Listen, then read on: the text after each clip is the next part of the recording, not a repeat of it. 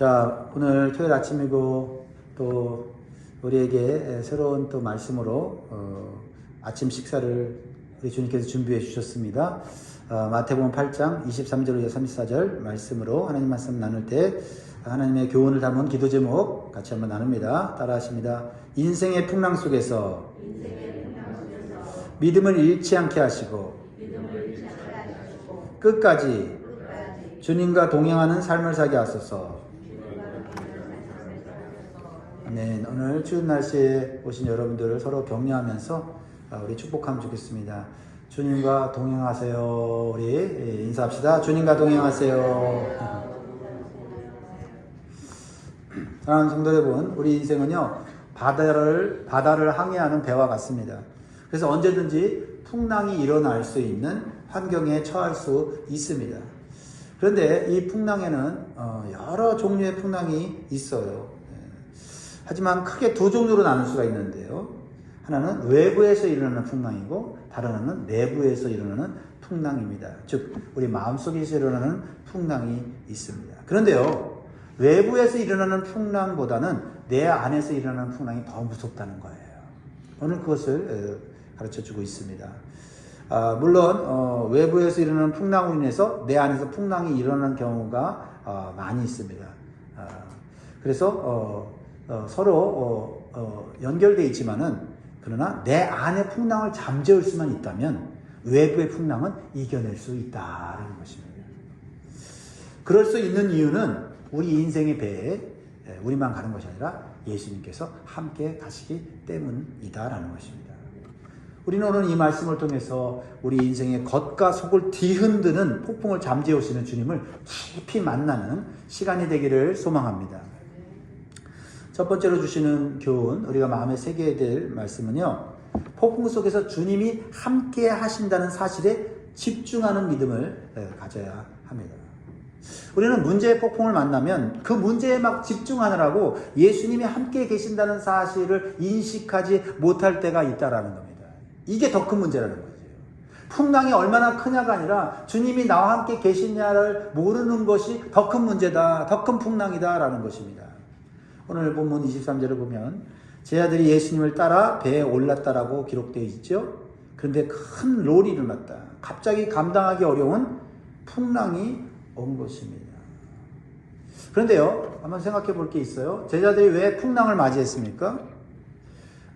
그들은 주님의 말씀에 순종하여 배에 올랐습니다. 그런데 순종의 결과가 무엇입니까? 지금 현재 순종의 결과는 24절을 보면 바다에 큰 롤이 일어나 배가 물결에 덮이게 되었으되 예수께서는 주무시는지라, 이렇게 기록하고 있다는 거죠. 그러니까 우리가 죄를 짓고 우리가 잘못했을 때도 인생의 풍랑이 오지만은 죄를 짓지 않았음에도 불구하고 예수님의 말씀에 순종하면서 가는데도 풍랑이 일어날 수 있다는 겁니다. 이 풍랑은 무엇일까요? 이 풍랑이 주는 영적인 교훈을 잘 받을 때 우리의 믿음은 더욱 견고해질 수 있어요. 그렇습니다. 우리가 주님을 따르고 있음에도 불구하고 순종의 길에서 오는 거센 풍랑이 있다라는 겁니다.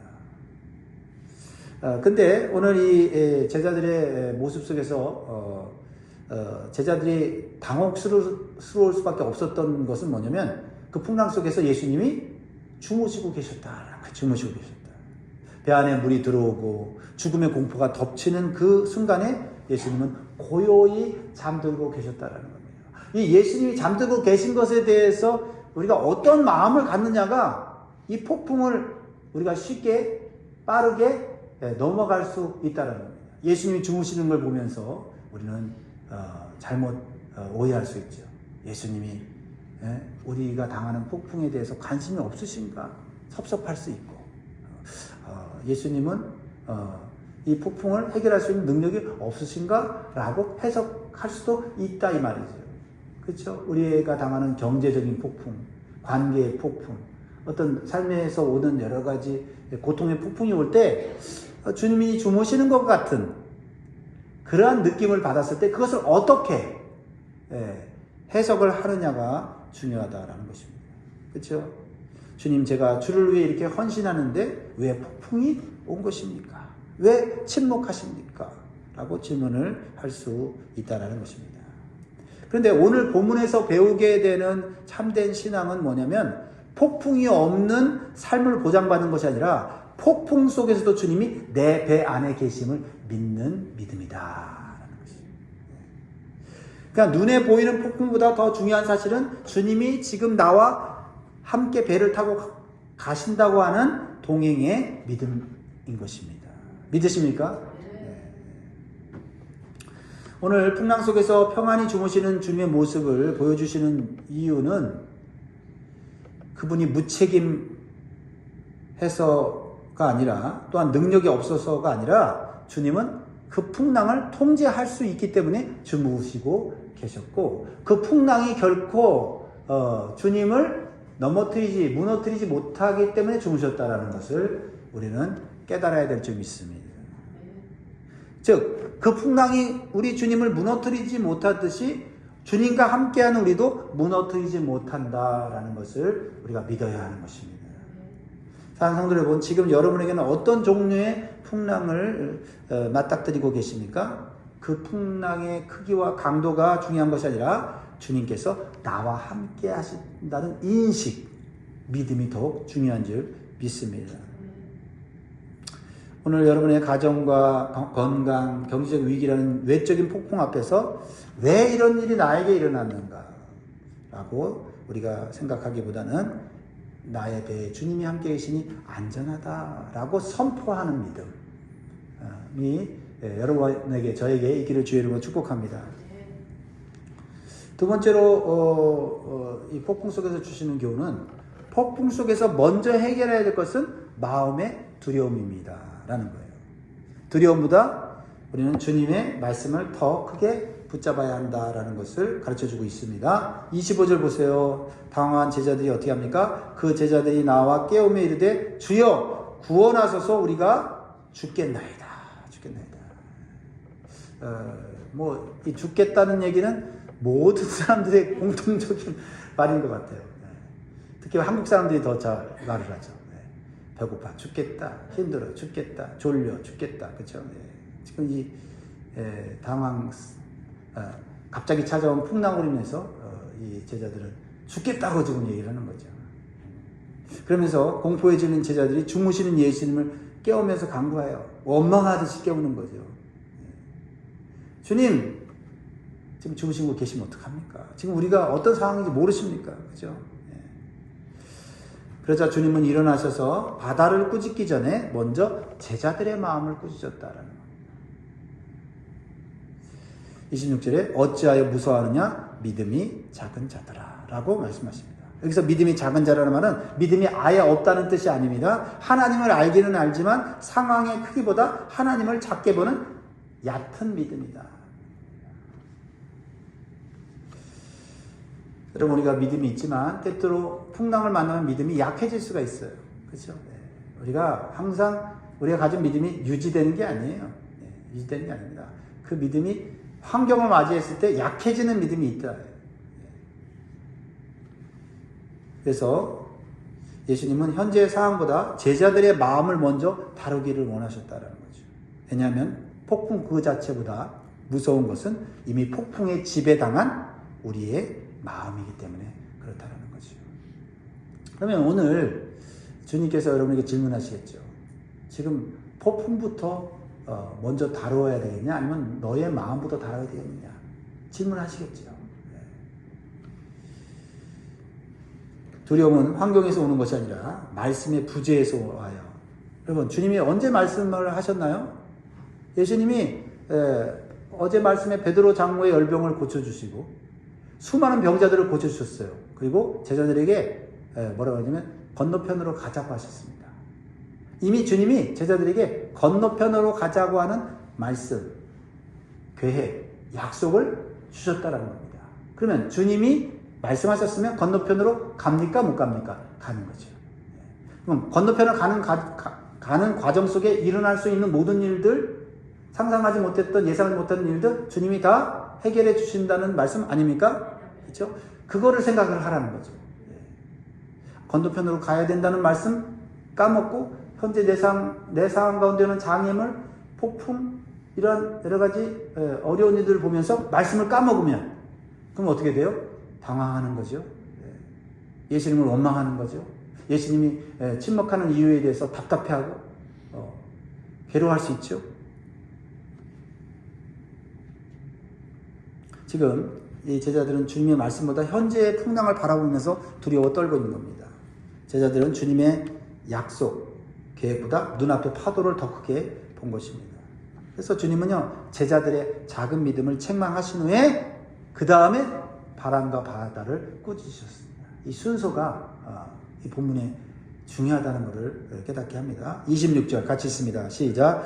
예수께서 이르시되 어찌하여 무서워하느냐 믿음이 작은 자들아 하시고 곧 일어나사 바람과 바다를 꾸짖으시니 아주 잔잔하게 되거늘.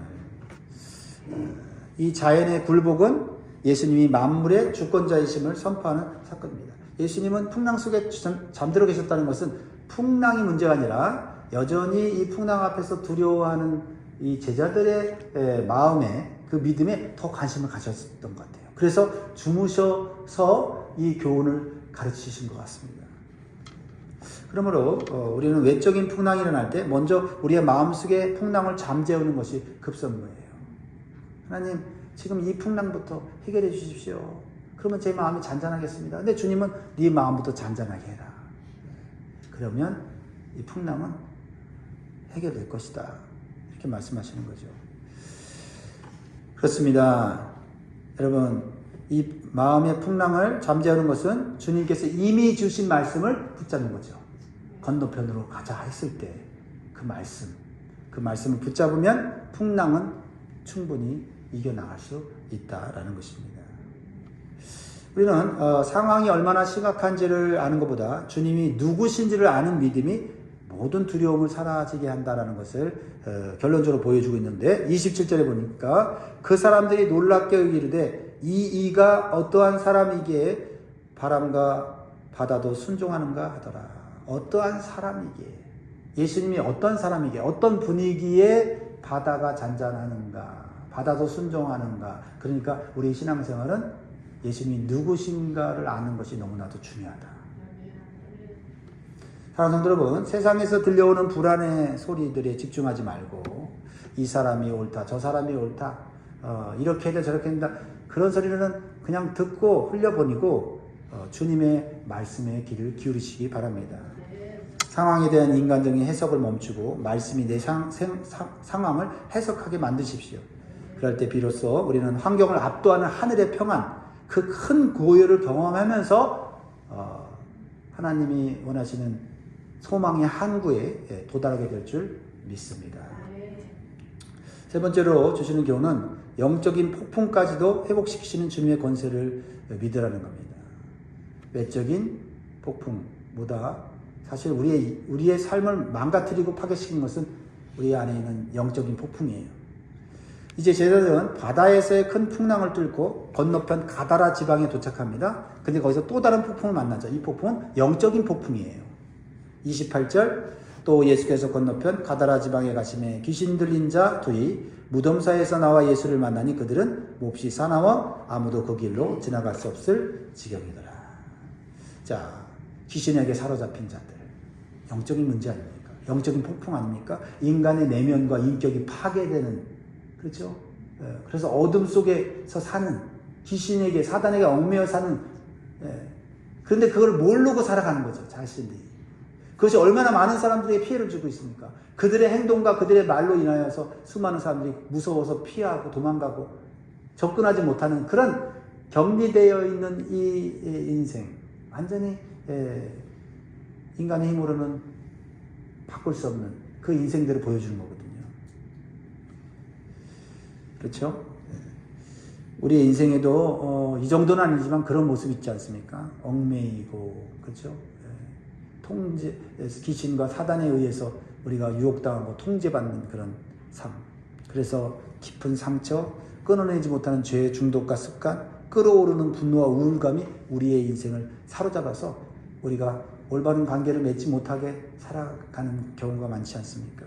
이 내면의 강풍을 잠재울 수 있는 것. 그것은 바로 오직 예수 때 이름 한 분뿐인 줄 믿습니다. 예수님은 이 귀신 들린 자들이 사탄의 권세에 눌리시고 고통스러운 것을 보시고 그들을 해방시키려고 구원하시려고 일부러 오셨어요.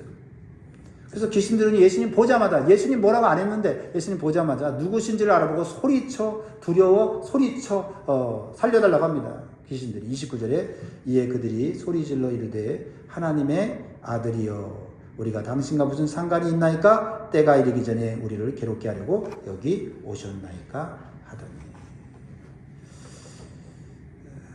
사람들 속에 역사하는 귀신은요 예수님이 누군지를 알아요. 그러니까 우리는 귀신을 두려워할 필요가 없고 예수님을 두려워해야 돼요. 그러면 귀신이 물러갑니다. 여러분 이 두 사람 속에 들어있던 수많은 귀신들이 예수님께 자신들을 무적행으로 보내지 말라고 간구하면서 다른 본문에 보면 돼지떼에게로 들어가게 해달라고 요청을 하죠. 간절히 요청해요. 예수님은 딱 한마디만 하세요. 가라. 한마디면 돼. 예수님은 한마디만 되는 거죠. 우리의 영혼을 파괴시키고 우리를 무너뜨리는 이런 악한 영들의 이 역사 주님 말 한마디면 없어지는 존재다라는 거죠. 근데 얼마나 그것에 매여서 우리 인생이 그저 어둠 속에서 죄악 속에서 중독 속에서 살아갑니까? 그러니까 예수님 말씀 한마디면 우리의 삶은 변화되는 줄 믿습니다. 그것을 믿고 살아가야 돼요. 마지막으로 우리에게 주신 교훈은 손해보다 주님을 선택하는 믿음을 지켜야 된다는 겁니다. 마지막 결론은 좀 충격적이에요. 왜냐하면 귀신이 떠나가고 사람이 온전해졌지만 그 과정에서 돼지떼가 몰살당했습니다. 그래서 마을 사람들이 몰려와서 예수님께 무엇을 요구합니까? 예수님 대단하십니다. 우리 예수님 믿고 이제 예수님과 함께 영원히 살겠습니다가 아니라 뭐예요? 예수님 떠나십시오. 떠나십시오. 왜 그랬을까? 그 이유는 단 한 가지 이유죠. 손해 때문입니다. 예수님 때문에 손해볼 수는 없다는 겁니다. 그 손해가 어떤 손해예요? 물질적, 세상적 손해. 그거 나 보면 나 예수 안 믿을래요. 여러분 예수님께서 주시는 영혼의 복, 영생의 복, 천국의 복이 이 세상 가치보다 못합니까? 여러분 진짜 신앙은요 고난 중에 일어나는 것이 아니라 손해를 감수해야 될 때 일어나는 거죠. 주님을 따르면 내 이익이 줄어드는데, 내 자존심이 깎이는데, 내 시간이 뺏기는데 우리는 매 순간 이익인가 주님인가를 저울하죠. 여러분 주님을 위해서 헌신한 시간 아깝다고 여기십니까? 주님을 위해서 사람들을 섬기는 것 그거 허비하는 일이라고 생각하십니까?